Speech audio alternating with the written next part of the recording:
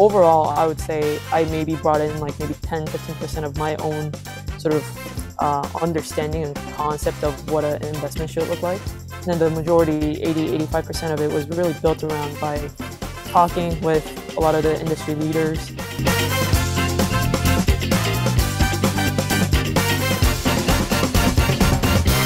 Hello, ladies and gentlemen. Another English episode that you're going to listen to today. Marcus, are you excited? Yes, of course, especially because it's English. But you guys know, in my first podcast, it's not my native language, but I try my best. But I'm very looking forward to our guest today. Yeah, you're not only looking forward, you're also good looking forward, Marcus. That is wonderful. So, and yeah, like you said, we have a guest from overseas again, from actually Los Angeles at the moment. And people might know our guest as She Collects Cards, aka Hanna. Welcome. What's up, guys? What's up, Dennis and Marcus? Thank you so much for having me, and sorry I don't speak German. I wish I did. So yeah, thanks for kind of speaking English with us today. But yeah, really looking forward to our conversation and what we can chat about today. Okay, that's good to hear. So what do you connect with German? Anything with Germany? Anything that comes to mind? Well, you know, my favorite soccer player did play in Germany for a bit, Sonny. So love that. My husband's really into cars, so we've been wanting to go to the factories out there. I used to work for a company called Google, and never heard about it. What is it? Yeah, you know, it's just like one small tech company, but okay. I used to run their Google Maps sales operations, and one of our big account executives was based out of Germany, and he was dealing with his customer base was like, you know, BMW, Volkswagen, some of the big automotives, and he really promised that if I come, he would show me around the factories, but it never happened during COVID. But yeah, we love you know, the car industry, and maybe we can talk about some of the reasons why, you know, I collect Formula 1 cards, but yeah, that's really it. I've never been there, but would love to visit soon.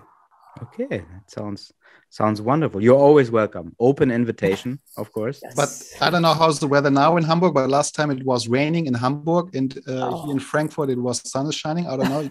Now it's sun is shining. How is it now in Hamburg? It's okay. It's okay. Snowing. Like no storms. That's what good weather for us is. No storms. We have a very low bar weather-wise. Yeah, maybe I'll visit during Oktoberfest. I mean, I think that would be great. But of course. So there we know. You know, Son, you know, cars, and you know Oktoberfest. Perfect. So now we take it from there. Yeah, let's do it. Okay, so of course we have our wonderful trading card podcast here. So the first question would be, how did you get into the hobby? When? And what are you actually collecting these days? Yeah, and I'll try to keep it brief because, you know, I think we can take hours talking about this. When Kobe Bryant passed away back in 2020, February, I was a big Kobe fan. You know, kind of like all of my friends knew how passionate I was in following him and just his journey and taking his mentality into school and work. So when he passed away, it really brought a lot of sort of like thoughts and, you know, kind of question like, I've been calling myself a Kobe fan for my entire life, but all I really had of his sort of, you know, remembrance was like a couple jerseys. Mm-hmm. So immediately I went to StockX and looked for his shoes. And this was the day after his passing. And the sneakers were going for like $3,000, $4,000 for like size 14. So I figured that's probably not going to be, you know, reasonable. And so I had a friend who was into trading cards and sports cards at the time, and he sent me a couple links to eBay listing of his 96 Topps PSA 9 rookie cards. Decided to buy 3 of them, around $200 each, and then 2 weeks later they increased to $600 each. And you know, COVID was happening, and I've always been kind of a, you know, interested investor, and so I saw an opportunity where I could marry through my passion for sports and you know, sort of investment aspect of things together. And so I've, you know, really fallen in love with that. And I think what really kept me in it was really the people that I connected via my channels and my Instagram pages, where it never felt like I was in silo doing it by myself, but there was just a communal effort to really just collect things that we actually love and find things for each other that we know someone else might be interested in, and sending those appropriate links. Who do I currently collect?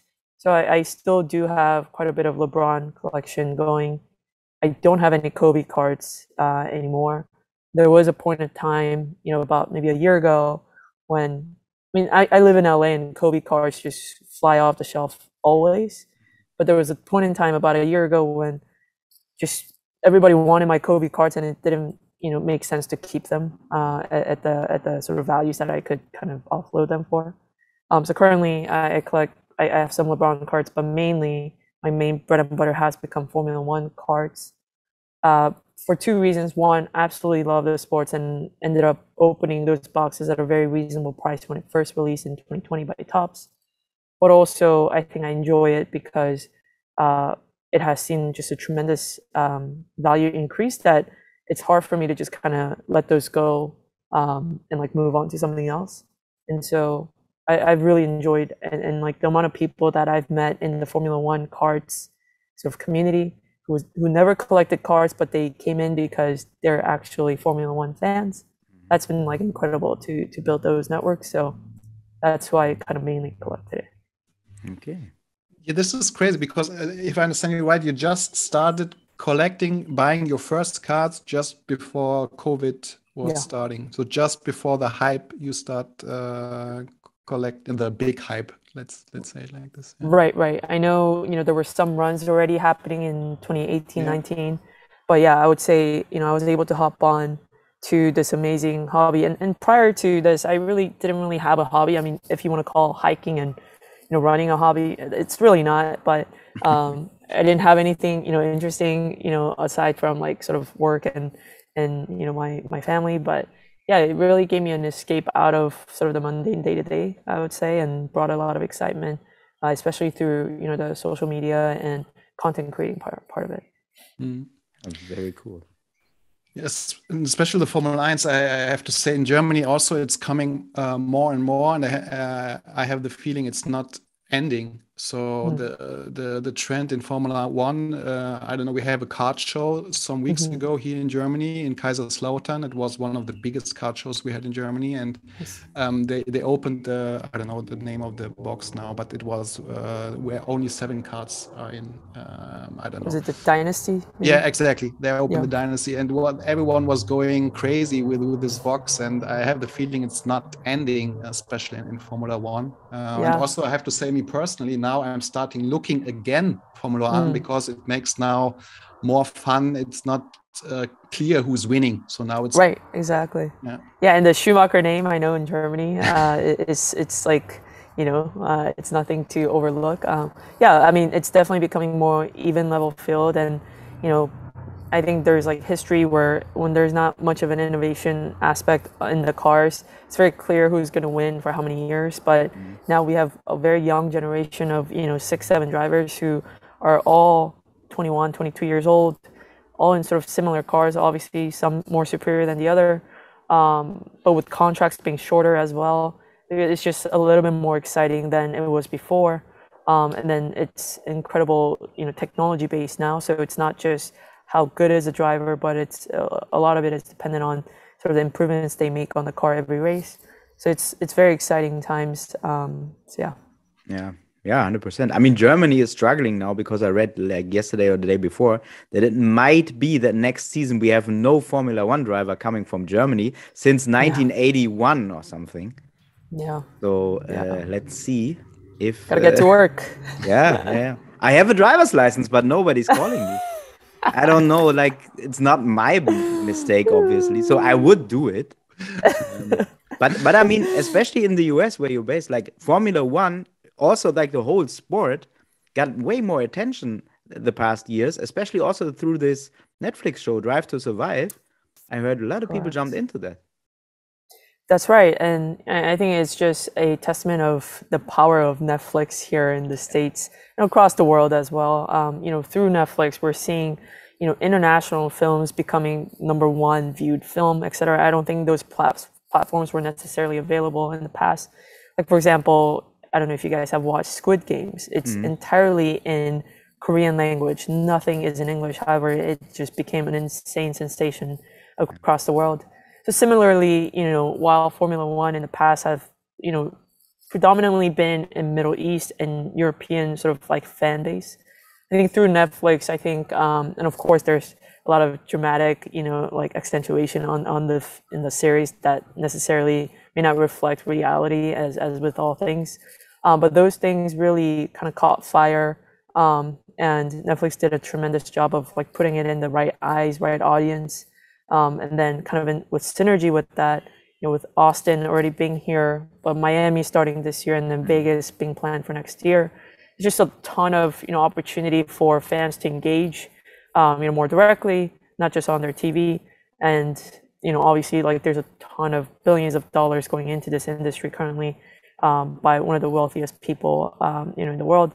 I think there's a lot of synergy working out. And then I think most of all, what I find like, really, really surprising is how, sort of the, athletes that we really respect and we follow after, for example, Tom Brady, Serena Williams, these kind of like top athletes cheering for Formula One drivers and Formula One teams, I think is a great testament of like how much, influence Formula One has already in the sports space. So seeing all of that kind of roll together, I would say it's just kind of getting started, and can't wait for it to kind of become greater here. Yeah. How is it then do you also have NASCAR, or is it, if you like cars, is it then NASCAR something different where it's very niche, where not all people who likes Formula 1 like NASCAR? How is it then?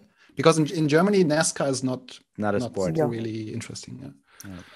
Yeah, I would say NASCAR has not kind of picked up the steam yet here either, for many, many different reasons. Just one, this is me kind of, thinking about at a macro level. There's just not enough sort of sponsorship and investments going into NASCAR. And then two, sort of the rule of the game in NASCAR is not as exciting as Formula One. It truly is just like going in circles, it feels like. The capacity and the capability of the cars are nowhere close to Formula One. And the drivers themselves, while, there are a select few that are insanely great drivers, it's hard to say they could even compete in Formula 4 or 3. It feels like sort of like a smaller league. By no means doesn't mean that they can't catch fire and like gate that popularity. But for now, because of Formula One through Formula One, who knows, right? Like the GP sports and motorsports might, all see a rise in popularity and attention. But, sentiment is similar here in NASCAR, that it's not as exciting as Formula One. I think Kimi Räikkönen is joining NASCAR, coming out of retirement. Okay. Who knows, that might kind of gain some international attention. Okay, interesting. But when you say you collect Formula One, what specifically do you collect? Do you collect certain drivers, teams? How do you collect? Yeah, I have a very boring style of collection. I don't really have exciting sort of players or drivers in my collection. I try to kind of go for folks that I respect, who tend to have more years under their belt and have kind of proven themselves as like one of the top sort of, in their industry. So LeBron, Kobe, in basketball, but in Formula One, it would be Lewis Hamilton. And fortunately, I've, a lot of the big polls that I had earlier on when the 2020 Tops series released were Max Verstappen. Don't really like Max Verstappen because I'm a big Lewis fan, because of what happened last season. But I just ended up having a lot of Max cards, and also sold a lot of them, but still have a ton of them, a lot of exposure. So at least in Formula One cards, it's Lewis and Max that really, I collect. Okay. Interesting. And how is the scene over there? How is the community, Formula One community? Is it worldwide? Do most people from the US, or how is it looking? Yeah, it's definitely more worldwide than the big three sports here in the States. I would say it's pretty evenly split. Obviously, me being based in the States, I interact with a ton of folks based here, but a lot of them may not even be Americans, right? They are British folks living in the States or German folks living in the States. And so I would say about evenly split 50-50. A ton of collectors out in the UK. Obviously, the UK having, I think, 3 British drivers, George Russell, Lewis Hamilton, and Lando Norris, a big sport there.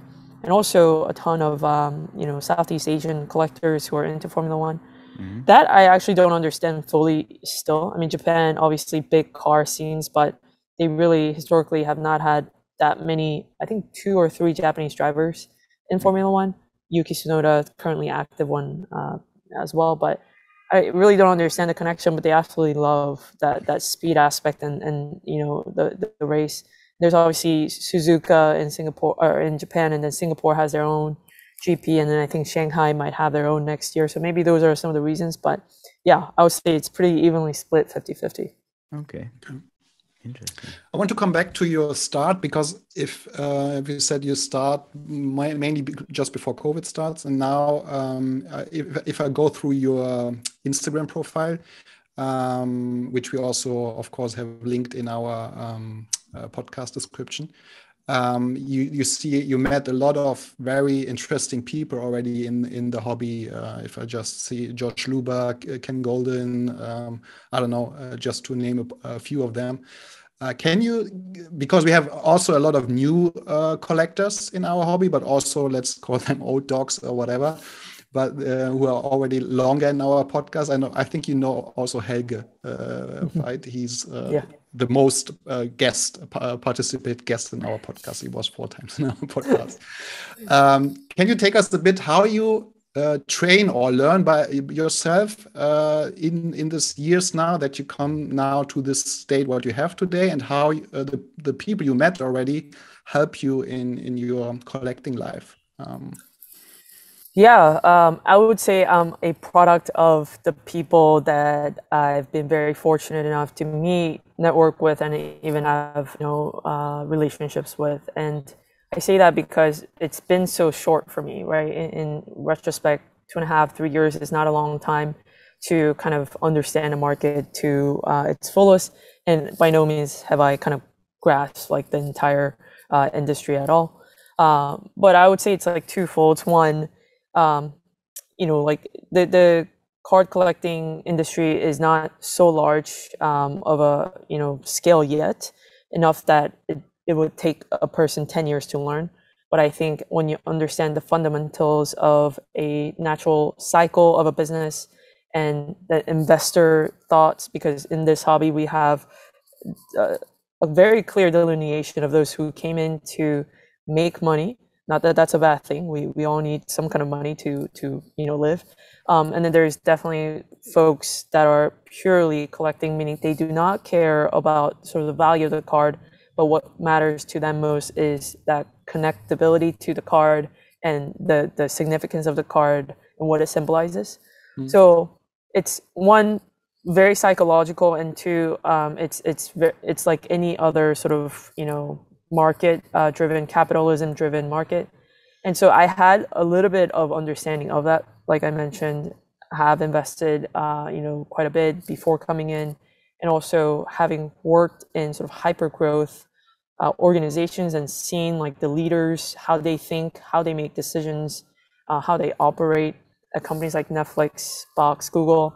I had an understanding of where this could potentially go, right? So you start to play out some of the similarities, from sort of, of course, entirely different, but similar in sort of like hyper growth stage to this new industry, or not new, but this industry that's experiencing hyper growth, as a whole. So I had a little bit of that, but in terms of like the collector psyche, I had to learn that quite a bit. So meeting with folks, like you mentioned, the names you mentioned, and there are a ton of other folks. There's Mike, who I always mention, 0.4 seconds on Instagram. He really helped me steer in the right direction in a pivotal moment when I was kind of going into a path, a very deep hole, kind of pulled me out and helped me level set of this sort of like clear delineation of like, you can't think of a card as the life of a card in your hands as just a month or 2 months, but really look at the long-term value of these things. And I was able to see that. And then there's surprisingly a big overlap of folks who are in the card collecting scene with art. So chased after artworks. And so there's also a lot of similarities in that. Not all sports cards or trading cards are in that category, but there's some overlap in those two Venn diagrams. And got to learn a lot, from those folks about sort of the inherent value of something that is so rare and desired. Essentially, what it comes down to is when you have two people who want a certain item, whether it's a trading card or sports card or whiskey or a type of watch, and those two folks have unlimited discretionary income, you're really it's really up to who wants it more, right? So understanding those sort of like psyche of collectors was incredibly helpful in meeting with these folks. So in overall, I would say I maybe brought in like maybe 10-15% of my own sort of understanding and concept of what an investment should look like. And then the majority, 80-85% of it was really built around by talking with a lot of the industry leaders, kind of understanding, like trying to understand as much as I can sort of macro movements of things. So for example, when Fanatics took over, or not took over, but when Fanatics bought out the business, the licenses from Topps and Panini, now kind of acquiring Topps at a very affordable discount for them. I think the initial response for a lot of folks were just, especially if you're involved in the industry, whether as a reseller or distributor, I think it was not a pleasant one. But I got a chance to kind of step back and take this as a case study, understanding like why would a company like Fanatics, with a huge presence in other sporting goods, with a very good sort of distribution model, try to get into this space, right? What would be the benefits? What would be sort of the cons for existing players, things like that, like kind of taking a step back and being able to articulate that, I think was only possible because I talked to and I listened to a lot of folks in the hobby. So all that way to say, I mean, I absolutely enjoy these opportunities to be able to listen and learn from a lot of folks. And I think I use my channel as a platform to kind of relay those messages as much as I can. Legally I can. So it's been fun, absolutely fun. And what brought you into content creation then? I mean, one thing is to collect and maybe show something here and there, but you are creating content. You want to what's the purpose behind it? What's your thinking? What's wrong with you? That's a very good question, because prior to this channel, I have never ever engaged in any creative means ever. So when I started collecting, one thing that was very clear to me was there was not many women, at least publicly, trading, buying, and selling cards. So 99% of the engagements that I had were, "Hey dude, hey man, what's up man?" And at first I was like very confused. Clearly my name says Hanna, but it was so just casual and normal for everyone to be male in the industry. And so I've always said to the friend who got me into the hobby, and they kind of said, why don't you just try to normalize it a little bit by having a YouTube channel or being on Twitch when you open boxes, something like that, to show that like there are actually women collecting. So I was like, okay, maybe. But then there was the whole aspect of like, oh, okay, so there's not many women publicly coming out and saying they're sports card collectors. There's actually not as many, even less Asian women coming out and saying that they collect, right? So that kind of pushed me over to basically start this YouTube channel that I had no idea what I was doing initially. I just used my iPhone and didn't edit anything. It just went straight onto YouTube. Just to kind of like basically bring normalcy as much as I can, to show that, hey, if you are out there collecting as a woman, like it's normal. Or even if you're not collecting yet, and you may have turned away because you feel like you don't belong, that's absolutely not the case. It's actually really fun. And if you look at the stands of any arena or stadium of a football game or a basketball game, whatever, there's just as many women as men out there who love sports, right? So I felt like it needed, I mean, I had this calling that I needed to kind of get that out there, whether it's 100 people watching or 10 people watching the video. And thankfully, I was able to get a lot of support from existing male collectors who felt like that was, absolutely needed and, beneficial for the industry to get more diversity in, and got a lot of support along the way. And I'm very thankful for that. That's very good to hear. I have to say that, like, we talked to a lot of people here, and mostly like 98% are really positive, and everybody felt really welcoming and welcomed from the community. And also here in Germany, you have those folks who are really open to share and mentor a little and help the younger collectors. So what are there any advices that you would give to people who come into the hobby, or especially women who come into the hobby or girls come into the hobby? Like anything that you want to share? Well, listen to the Das Hobby podcast is one.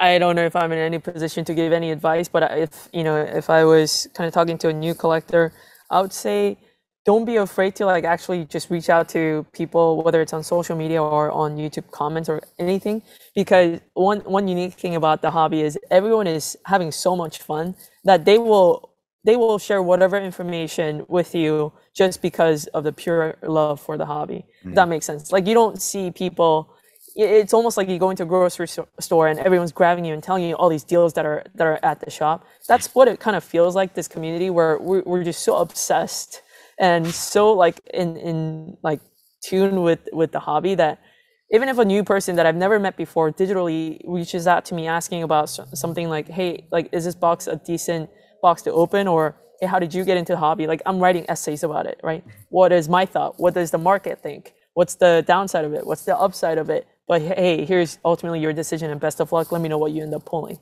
right? So I would say, I mean, not an advice really, but just like, just do it. Like, just reach out if you have questions. Like, everyone can be beneficial to you and helpful in your decision making. And if it ends up not being helpful, then just like, okay, cool, thanks for chatting, and move on. But I think, that's definitely been a fun part for me, and I hope people take advantage of that. Great.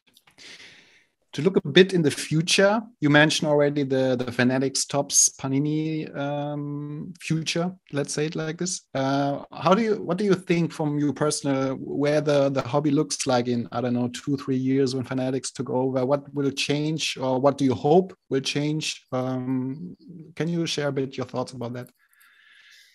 Yeah, well, my hope is that the box prices won't be that high when it finally comes to the end user. I mean, that's definitely one. I think, obviously there's a lot of folks, that I'm friends with as well who, monetize on this, and, they make a living out of it. I mean, I hope that, margin is still existent, in the future as well. But, I think the prices of the boxes today is just gotten to a point where no parent of the right mind would buy their 6-year-old, 8-year-old, as those boxes were actually designed for. If you look at the boxes, it all says ages 6 and up, would actually buy those boxes for them, right? So it kind of takes away an opportunity for family to enjoy this together, or for more diverse age group to enjoy, or even like socioeconomics, right? More middle class or lower class to enjoy. And I think hopefully that's the vision, and in alignment with that, I'm hoping and I'm thinking that Fanatics will come up with a strategic way where they kind of have a segment of products that's designed more for younger children, for families to enjoy, and for middle to lower, socioeconomic, folks. I mean, it doesn't even have to be like socioeconomic, but like something casual that you can just really become, like kind of dip your toes with. Like, I personally wouldn't get into something that I have absolutely no idea about spending $10,000 on a box or something. It just doesn't jive well. So I hope it brings out more of an even leveling field, and also, just an opportunity for everyone to enjoy. And so my guess and hypothesis is that, or forecast is, by Fanatics, a bigger sort of well-oiled distribution machine to come in, in 2 to 3 years, or 3 years, I guess, that our hobby will be sort of bigger by volume. So let's say there's, sort of active 50,000 people today, maybe definitely less than 100,000 people across the world kind of actively, choosing this as a hobby. Maybe it would double that. Maybe it would, quadruple that. Who knows? But I hope that it becomes more of a normal, activity and hobby for more people. And I think that's good for everyone, right? That it's not some secret thing that you do that only your wife knows about or your husband knows about, but like it just becomes like a normal thing, like kind of like going to a baseball game, just as casual for you to spend the night at the house opening boxes or trading, stuff like that. So yeah. Sounds great. Let's hope for that. I have to say, I don't know if you hear about the situation we have here in Europe or Germany. It's for us, it's also how to get the boxes. Sometimes it's not that easy to buy the boxes here. And if you could buy, the prices are much higher because you have to import them. And also, of course, here in Germany and Europe, there's a hope that the fanatics also do their part in Europe. That's also... Yeah, for sure. I mean, I have a big passion. So couple points that I'm very passionate about in the hobby. And one of the biggest one is definitely globalization of the industry. I think historically, because of where the manufacturers sit and the culture aspect of it, right? Majority of folks who get into it in the States, in North America is through, your dad gave it to you, or like you open packs with your dad, things like that. And that's just like the origin of the hobby. However, that doesn't mean just because baseball started here doesn't mean baseball is not a popular sport, anywhere else in the world. So I really hope, and whatever ways I can, to kind of connect the dots across the world and make it, again, more of an even level field for everyone is definitely something that I am passionate, and I will do whatever I can to kind of make that happen. And distribution of products is definitely a big one. And then creating, marketplace, all of that is a huge aspect of all this. I know that international collectors and, investors rely heavily on eBay to purchase, to buy, to sell, even. And then trading is quite difficult. Not until recently were there no sort of trade shows that were kind of happening across, in Western Europe, Eastern Europe, Middle East, Asia, etc. And so, just really hoping that becomes better and better each year, that as we kind of observe the hobby, and that, we make it into more of a level even field for everyone. Yeah. I also think it's important because in Germany, like even the companies tell you, like, we can't get the product, like we cannot get our own product at the end of the day. I mean, Panini is from Italy originally. They struggle with getting NBA product over here. Yeah. It's really complicated. It's really. It's do something, Hanna. Do something. That's why we have this podcast here. We're reaching out to you. We are helpless. I mean, like, without going into details, it is definitely something that, a lot of the leaders in the big companies are talking and thinking about. But obviously, I think there's not as much urgency to do that currently. When things are good and well, you don't really think about where can I improve. But I actually think that when things are running well, it is the right time to kind of think about how can we kind of improve the hobby, and when there is a downturn, how can we make sure that it doesn't completely plummet in one country specifically, but we kind of have a whole sort of like global perspective on this.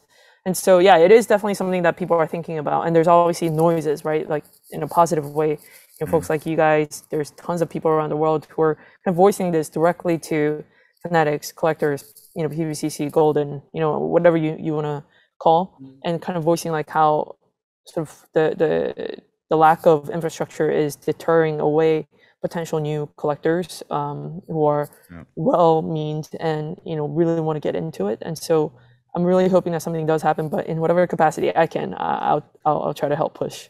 Thank you so much. Finally somebody who helps us. Helga is the biggest ambassador, I'll tell you that. Yeah, Helga is a great guy. I love this guy, really. Yeah, he was also at the Kaiserslautern show, like in the end of May. It was actually a wonderful experience. They had it in the VIP area of a soccer stadium in Germany. So you had the soccer stadium in the back. It was wonderful. Those are the very nice. And Helge's gonna have his own show in Munich in November. Oh wow! When we have an NFL game here this year for the first time, regular season game. It's in Munich. Wow. And he does a trading card show the Saturday before the NFL game on Sunday. Smart guy, right? And this guy, always working. Smart. Yeah, thank you so much for chatting with us. We have one last thing. I didn't prepare you for it. Are you a music fan? Do you listen to any specific music? Do you like music? Yeah, I mean again, like I'm not very culturally educated. Well, the only band that I truly follow is BTS, and you're gonna judge me for it. So no. We have a Spotify playlist, a Das Hobby Spotify playlist. Oh, and okay. every guest can add a song to this playlist. Right so on. I think it's time for BTS now then to join the playlist. What song? Oh, let's do Butter. It's one of my Okay. favorite. Yeah. Germans love butter. It's good. We love butter. It's wonderful. So thank you so much for the time. Yeah, no, thank you so much for having me. Yeah, next time I join, hopefully I'll have some German under my belt and I can say some cool things, but not yet. I guess you're already on your way to the language course right now, probably, right? Yeah, I'm signing it up right now. Yeah. So thank you so much. It was wonderful Yeah, chatting. thank you so much. Have a great day over there. Thank you. And hope to see you soon. I'm actually in Los Angeles in October. Oh, because okay. we're gonna shoot a TV show there. So if you want to come, and we can maybe check out some hobby shops here. That'd be cool. And if you need anything from here, let me know. I need a Porsche GT3. Okay, let me write it down. It's impossible to get one here. I'm sure Germany. I actually have a little total unnecessary story, but I tell it anyway. So when I moved to the US in 2010, I had an Audi A5 Sportback over here. Okay. And we had a deal. I worked with some music clients and we had a deal with Audi. So they shipped our cars over there. Okay. But that was a time where for to have an international navigation system, they had to really actually put it manually on the car, right? So I went to the Audi facility, parked the car, went in, told them. When I came out, 8 Audi employees were standing around my car. I was like, what is this? So I was not aware that they didn't have the A5 Sportback in the US. So I had the only A5 Sportback. Oh. And all the Audi people said, what is this? Where is this coming from? That's crazy. And my artist had an R8 and a Q7 with way more fancier cars. But mine was we have that. Yeah. Star. I was the star. Well deserved. So that was an unnecessary story that had nothing to do with your hobby at the end of the day. I'm sorry, listeners. Marcus wanted me to tell the story. He asked me for it. So blame him. Oh my goodness. Thank you guys. Good night. Bye-bye. Thank you. Bye.